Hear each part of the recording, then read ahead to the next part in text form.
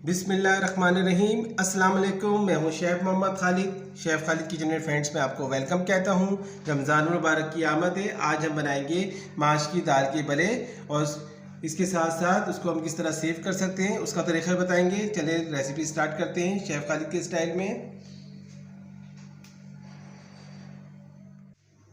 माश की दाल की दही फुल्की बनाने के लिए तकरीबन ये आधा किलो माश की दाल थी। इसको 3 घंटा मैंने पानी में सिर्फ सोक कर दिया था।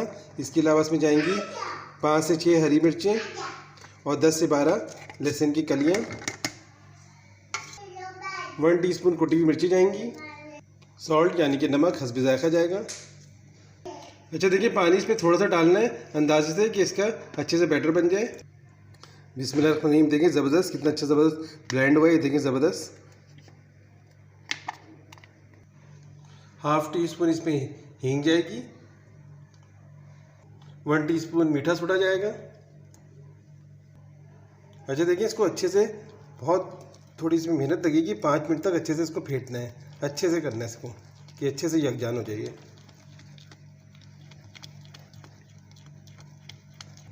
हाँ दोस्तों देखिए, ये माश की दाल की जो पकोड़े बनाएंगे ना, इसको आप चाहें तो मीठे दही बड़े बना लें, या आपकी चॉइस पर है। इसके अलावा इसको स्टोर भी कर सकते हैं। स्टोर करने का तरीका मैं आपको बता दूंगा।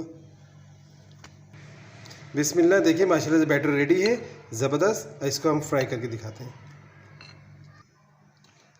हाँ दोस्तों देखिए, एक पैन में हमने तेल ज़्यादा गर्म नहीं किया है। इसको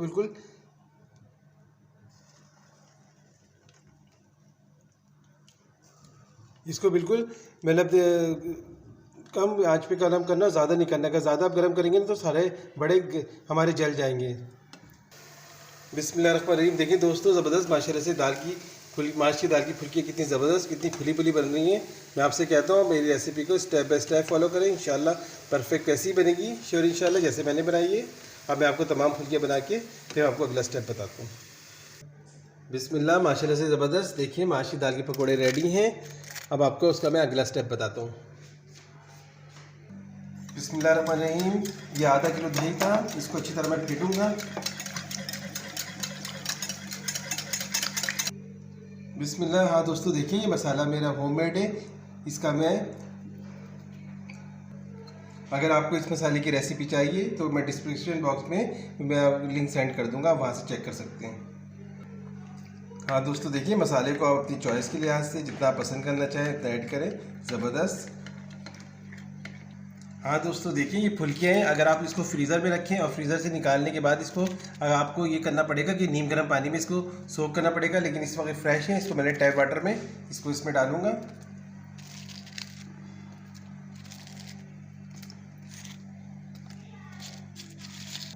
हाँ दोस्तों देखिए, इसको तकरीबन 2 मिनट ऐड करने के बाद पानी में इसको फिर आपको इस तरह इसका सारा पानी निकाल लेना है और इसमें हम ऐड करते जाएंगे दूसरे बर्तन में।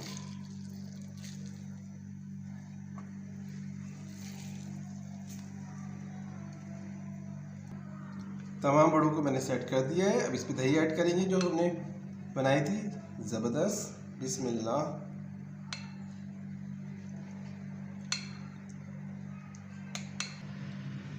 बिस्मिल्लाह। ये इमली की खट्टी मीठी चटनी है। इसकी रेसिपी मैं बहुत जल्द आपके साथ शेयर करूंगा। ये मेरी अपनी बनाई हुई है।